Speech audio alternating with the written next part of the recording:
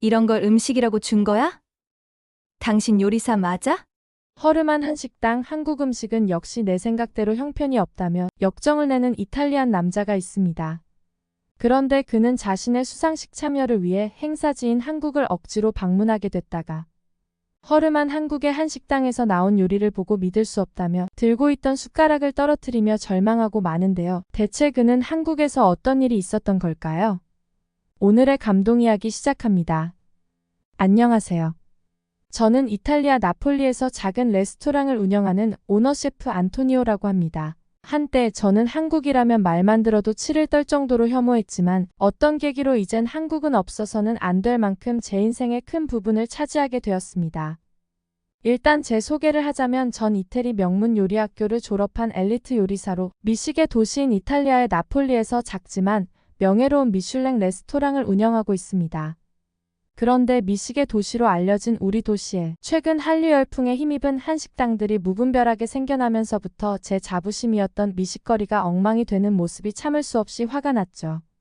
솔직히 저는 유럽 요리에 대해 굉장한 자부심이 있는 요리사였기에 아시아 음식은 물론 더군다나 듣도 보도 못한 한식은 절대 눈길도 주지 않았습니다. 그런데 시간이 갈수록 주변의 요리사들과 제 와이프 그리고 장모님까지 갈수록 더 한식을 칭찬하며 어쩌면 한식은 세계에서 가장 환상적인 요리일지도 모른다고 말을 하는 게 아니겠어요. 저는 이런 말도 안 되는 소리를 하는 주변 사람들에게 미각을 잃은 거 아니냐며 화를 냈죠. 이탈리아인으로서 어디 역사에 뿌리도 없는 한식을 이탈리아 요리보다 더 위에 두는 거지? 저는 그들이 자부심도 없는 인간들이라고 생각했고 한식을 좋아하는 사람들과는 음식에 대한 대화조차 안 하기 시작했습니다. 그러다 저희 집 근처에 문제의 한식당이 하나 문을 열고 말았습니다. 사실 제 아내는 한식에 완전 빠져버려서 주기적으로 한식을 먹지 않으면 미칠 것 같다고 할 만큼 거의 한식 마니아 수준이 되어버렸죠. 그동안은 한식을 즐기기 위해 직접 맛집 이곳저곳을 찾아가곤 했는데 이젠 집 앞으로 가볍게 갈 수 있게 되었다며 벌써부터 신이 나서 한식 메이트인 장모님과 무엇을 먹을지 고민하느라 흥분해 있더라고요. 저는 제 식당에서나 존경받는 오너 셰프였지 집에서는 가장 서열이 낮은 존재였기 때문에 뭐라 반박할 수도 없이 그렇게 아내와 장모님의 성화에 못 이겨 결국 새로 생긴 한식집에 방문하게 됐죠. 그런데 역시나 처음 맛본 한식은 제가 생각한 대로 형편없기 짝이 없었죠. 아내와 장모님이 그렇게나 극찬하던 갈비라는 음식은 얼마나 향신료에 절여놓은 건지. 입안에 넣는 순간 짠맛만 가득해서 도저히 못 먹어줄 정도의 수준이었고 꼭 먹어봐야 한다던 한국식 켄터키 치킨은 눅눅한 튀김과 질기고 누린내가 나는 닭고기 그리고 혀만 맵지 도저히 매력이라곤 찾아볼 수 없는 소스까지. 이건 정말 음식물 쓰레기와 다름이 없었거든요. 저는 어떻게 제 가족이 이런 총체적 난국인 음식을 좋아할 수 있는지 도무지 이해가 안 가서 그들의 반응을 살폈습니다. 그런데 제 옆에 두 사람도 뭔가 잘못됨을 느꼈는지 계속해서 미간을 찌푸리면서 고개를 갸우뚱하고 포크질을 머뭇거리더라고요. 그러면서 이건 내가 알던 한국 요리가 아니라며 이상하다고 말했습니다. 저는 제 미각을 해치는 이런 쓰레기 같은 음식을 더는 먹고 싶지 않았지만 와이프와 장모님을 생각해 다른 메뉴를 한 번 더 주문해 보기로 했습니다. 그런데 이 한식당은 정체성이라곤 없는 건지 중국 해물국수와 중국 만두라는 한식과는 전혀 관련이 없는 메뉴까지 판매하고 있었는데요. 저는 한국 요리 메뉴판에 왜 갑자기 뚱딴지처럼 중국 요리가 등장하는 건지 이해할 수는 없었지만 뭐든 지금 나온 이 한국 음식보단 낫겠지란 생각에 두 음식을 주문해 봤습니다. 그리고 마침내 나온 음식들을 보자마자 저는 경악을 금치 못하고 말았죠.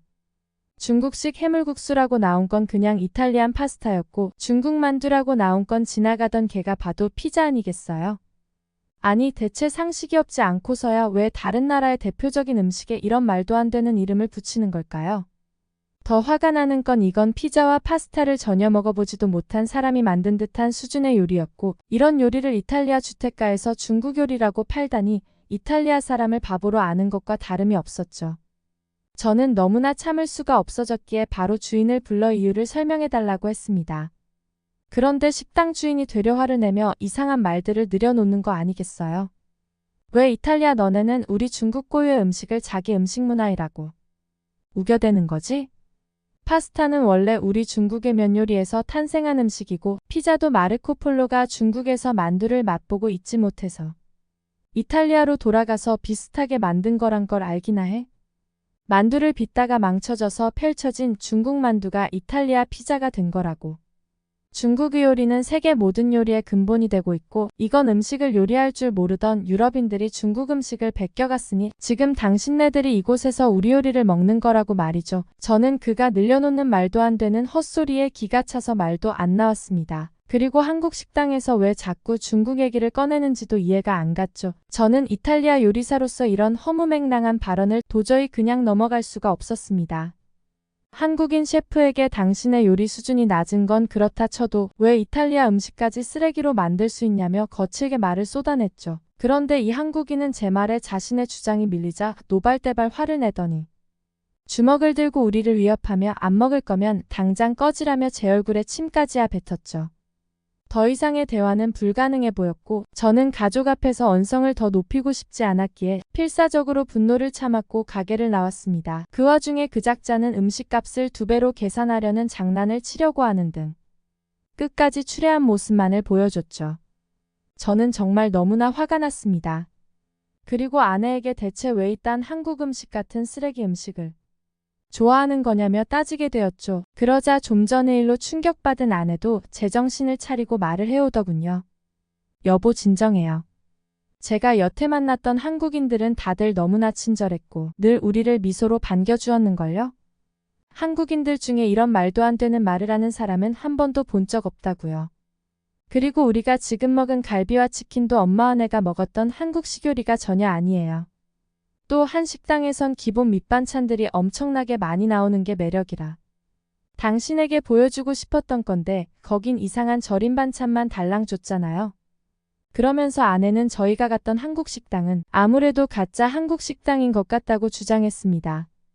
요즘 이탈리아 내에서 한류가 엄청난 인기를 끌게 되면서 한국인과 비슷한 외모를 가지고 있는 중국인들이 한국인인 척하며 가짜한 식당을 만들고 있다는 거였죠.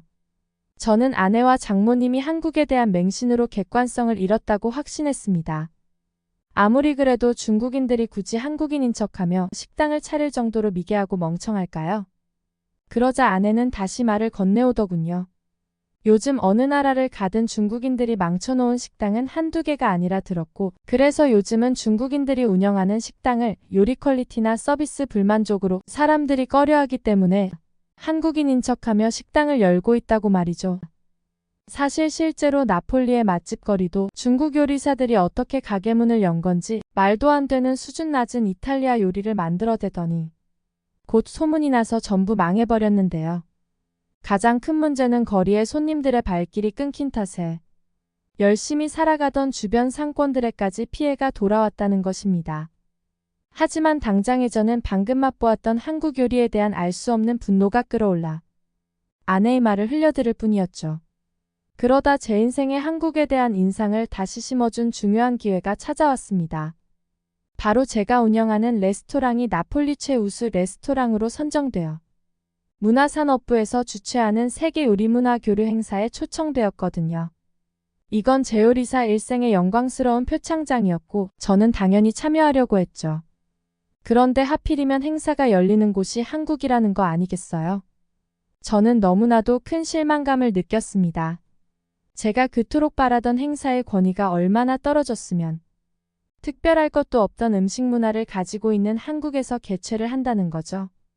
그러나 개인적인 감정 때문에 좋은 기회를 놓치고 싶지는 않았던 저는 그렇게 한국으로 출발하게 됐습니다. 솔직히 저는 한식에 워낙 질려버려서 그런지 한국에 왔음에도 여전히 한식을 먹고 싶은 생각은 전혀 들지 않았는데요. 그래도 한국 내에는 이탈리아 레스토랑이 꽤나 많았기에 저는 이탈리아 요리로 끼니를 때우기로 했죠.